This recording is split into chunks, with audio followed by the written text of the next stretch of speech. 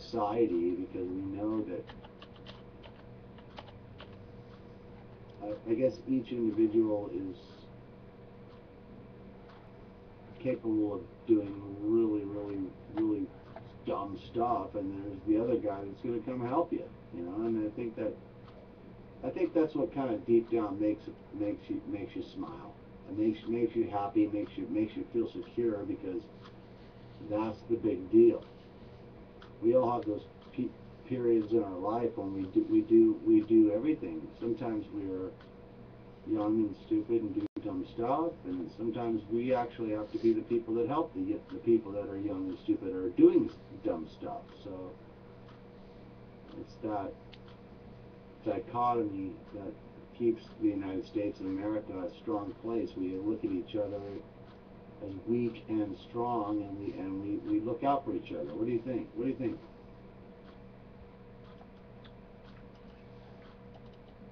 Well, there's as many stories as there are people, you know, and there's some basic storylines that are pretty good. What goes around comes around. What you put out is what you get back. Um, there's Murphy's Law. That's one of my favorites. Peter Principle. That's a good one. You know, the Murphy's Law is anything that can go wrong will. And the Peter Principle is you rise to your level of incompetence. I've risen to mine. Only because. Okay, you're gonna like this one. You're gonna like this one, Welcome. My karma just ran over your dogma.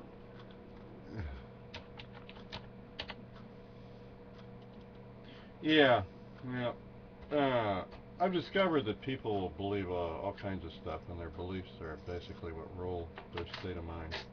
They haven't woken up yet and see how it works. Belief is very, very powerful. It seems to be what we're living in is a mental construct of some kind, and people are very wary of giving up what they think they know. But unless that takes place, there isn't. Seeing is not going to actually happen. In other words, it's just the opposite of what seems to be the way to find whatever it is you're looking for. We have thoughts that arise that say that we need to find something when in fact everything's just the way it is. When you start seeing the world as a mental construct, and you haven't figured it all out for yourself, I guess whatever it is that it is starts showing up more and more, so you can get involved in the stories less and less. Um, that's what I see. I see that I'm a character in my own story, and it's difficult for certain people like Diana Victoria to not relate with their body. There needs to be a frame of reference within consciousness in order to make sense out of it. Why would people like Tenjo listen to his computer and trip out on people like you and me talking? You know, why would you and me be talking? You know, what are we looking for? Like, what are we hoping to find? What kind of peace are we hoping to find? You know, what like what are we trying to do? I don't think that we're doing much, but we probably are. I mean, see, the thing is I really appreciate being in the same little chat room as you, Welcome. I need it. I very seldom, you know, it's just, that's the way it is. You're 60 years old, I'm 45. We all have so much stuff going on in our lives. Family we haven't met, that we're, you know, reconnections, big things that we're doing. It's like we have just all this emotional overload that we just. That's what why do we get on Pal Talk? You know, to talk to people we don't even know. You know, but we know what we know each other in some way, and because you know what, we're all the same, and that's what blows my mind. You know what I mean? Fucking all the fucking we're the same, man. Go ahead. if you want, I know you want to speak. It's just, it's mind altering. And one more thing before I go, I just, man, there's so much to talk about, but I tell you what, life is really interesting, isn't it? Yeah, it sure is. It is interesting. No doubt about it. Remember when I was a kid, I was raised in a family to become a God believer. Since then, I've realized that I don't have to believe or not believe anything. It sounds kind of weird, but it all takes care of itself. Uh, for instance, whether there's a God or not is moot, because if there is, there is, and if there isn't, there isn't. Anything other outside of that is the mind is deciding there is or isn't, and it can run either one of those. But it still doesn't make any difference. It is what it is. So, and I have a different idea of that. But when you take a look at it, it looks like whatever brought awareness into existence does a hell of a good job. It's just this the religion stuff kind of injects in there and reorders it into a story, and then it seems like people believe the story, and then they run their lives according to it. And that's all part of consciousness as well. It's like ego. People talk about ego a lot.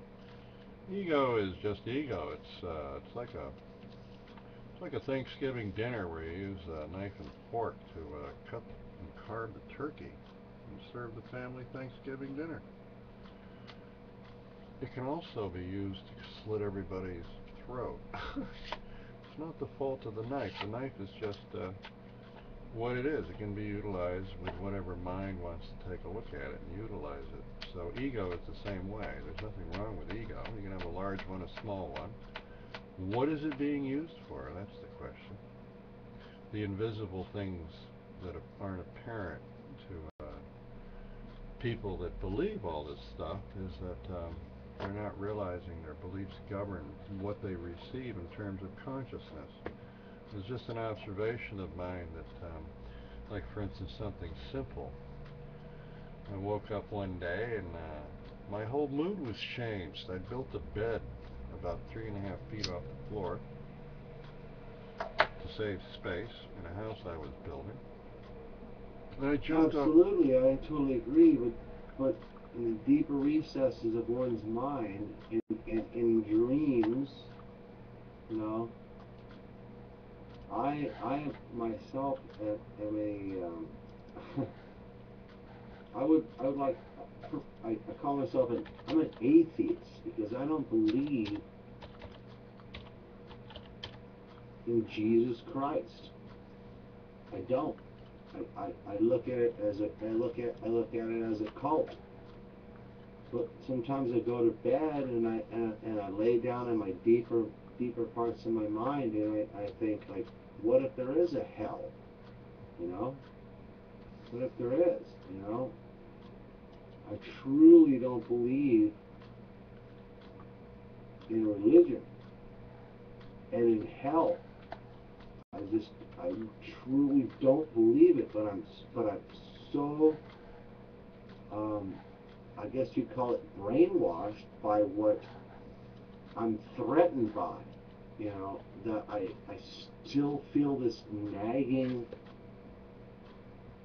um, what it's like threat. I still feel this threat, you know, and so I look at people that are religious, you know what I'm saying? So I mean, I'm into it, you know. If I were, sometimes I feel like talking to Jesus and saying like, hey Jesus, you know, I really don't believe in you. I really don't. I don't believe in you, but if you're there, please save me. You know, like, but then I understand the bigger picture that people have lived for fucking thousands of years without this cult religion and have lived and died. Now where the hell are they? You know, so, but I still feel under the thumb of this bully God that I'm supposed to believe in,